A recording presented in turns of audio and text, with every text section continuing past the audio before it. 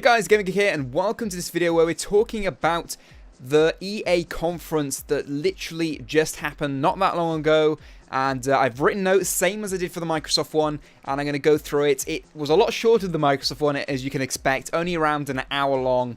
But they did show some amazing stuff. I think overall, for the quality of games they've shown, they trampled over Microsoft. I mean, some of the stuff they've shown us looks absolutely amazing. I can't wait to play it.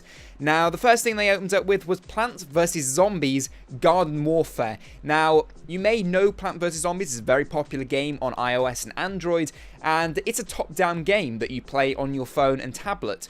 But they've actually now made it into a third-person game, and you're in this massive garden fighting off monsters. It looks really, really cool. It's a wacky game, but at the same time, it really does look compelling, and it does look like something I would enjoy playing. It will be an exclusive for Xbox One first, and then coming out on the 360 afterwards. No sign of PS4 and PS3. I know actually I did say the words exclusive, but that's not the words they use. They said coming out first on Xbox One and then later Xbox 360. It may end up being on PlayStation consoles, because they didn't use the word exclusives, so I don't know. But at the moment, there's no word of it. I don't know why.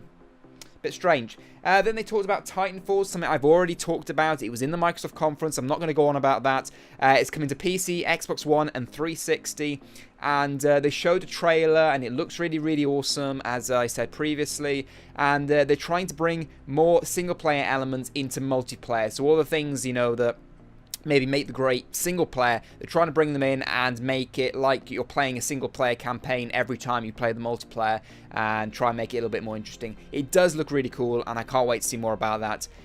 Then they teased Star Wars Battlefront by DICE, and a lot of people want to see Star Wars Battlefront. The LucasArts studio, as you may know, was closed by Disney a little while back, and then EA bought over the Star Wars Battlefront franchise, and DICE are now making it. They showed us a little bit, and the little bit looks awesome, but it really was a teaser. We can't see anything else at the moment, but expect to see more in the future. Need for Speed Rivals, we did know that was coming. They had announced that already. It looks like a lot of the Need for Speeds we've seen before. There's nothing extremely exciting in that. I do love Need for Speed. Those are probably something I'm going to pick up. Revolutionizing online, they're calling it. And there's something called All Drive, and it basically just increases the social aspect, and it's supposed to make the multiplayer experience better. I couldn't really understand where they were coming at with it, but it's supposed to be better. They showed a live demo being played on the PS4, and players can help out and call in, you know, different air support and things like that. So you can actually work co-op sort of thing in multiplayer now, which you couldn't really do before. And your players call in the air support and look above and help you out, and then things like that. I'm not too sure how exactly it works, but think along those lines. Then while they're talking about Need for Speed, they did talk about the Need for Speed movie that was previously announced. It's featuring Aaron Paul. He's playing one of the lead roles. So if you do like Breaking Bad and things like that, then of course you could well like this film. And I see a lot of people on Twitter saying that they're gonna see the film just because of him. So it's coming to cinemas in spring 2014.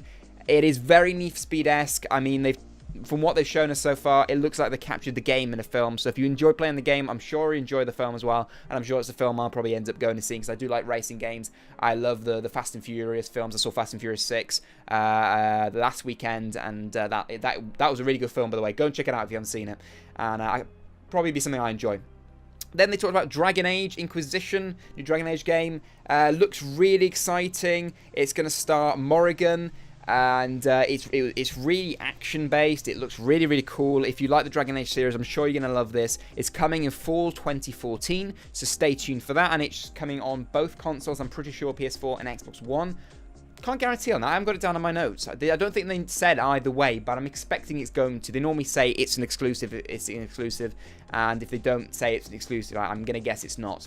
Then they talked about a lot of sports stuff. Going to be honest with you straight away, sports games do not interest me in the slightest. I'm not a big sports person, but I'm going to talk a little bit more about NBA Live than now about the other sports games. It's mainly because there was lots to add in about that, and then the rest I can just summarize. So NBA Live 14, exclusive for Xbox One and PS4. Don't know why they bothered saying that, but yeah, it's coming on those both consoles. It's not really exclusive. Running on a whole new engine. which means they can add realistic ball handling and new AI. It uses something called bounce tech. Before, the ball never actually left the player's hand, technically. It was just doing it so fast, going from one hand, moving from one hand to the other so fast that it looked like it actually left the hand when it actually didn't at all. So apparently now they can actually, the ball has its own physics, and they can actually do it so the ball actually leaves your hand and it has its own physics, and you get the picture. And also they can constantly now update the game. It's gonna have real league stuff built into there, and they update it every 24 hours. So the support will be amazing on that game. And if you're an NBA fan, I'm sure it's a game you don't want to miss. Madden 25 after that. Same thing again, it's running on a new engine, it's going to be even better, the player physics are going to be even better, it's going to be a better game overall. If you enjoy Madden, the previous Maddens, I'm sure you're going to enjoy Madden 25. Same for FIFA 14, exactly the same. The player physics are better, the AI is supposed to be more responsive, the whole supporters around the arenas and the football pitches are going to be even more realistic. It's supposed to give you an immersive experience to feel like you're really in the game.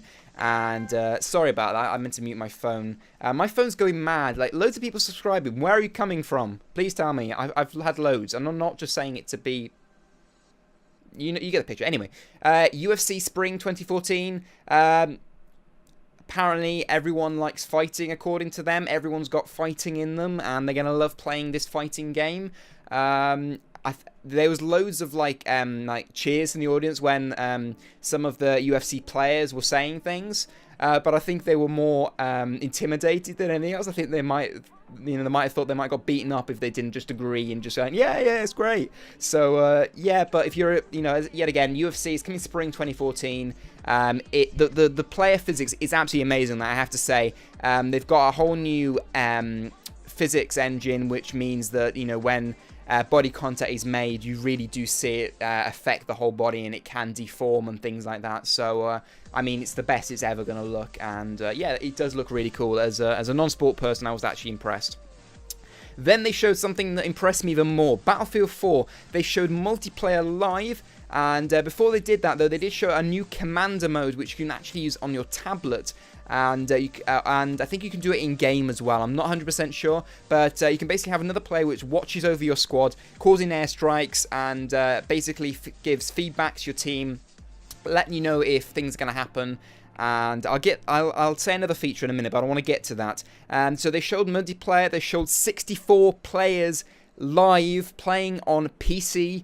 As I could tell from like the on-screen, press Y to do, press F to do this, press X to do this and stuff. So it was playing on PC, and 64 players. It was a bold move, but it looked really, really good. I mean, Battlefield has gone to the next level. There are new, there is new boats, and boats are actually a lot more useful in this game than they were before. There is actually, water elements going through the map, and you can kind of drive the boats through the map. There's gunners on them and things like that. It's rather than just getting from an A to B point, using them for that, you can actually use them, and they're quite useful. Jet skis are on their return.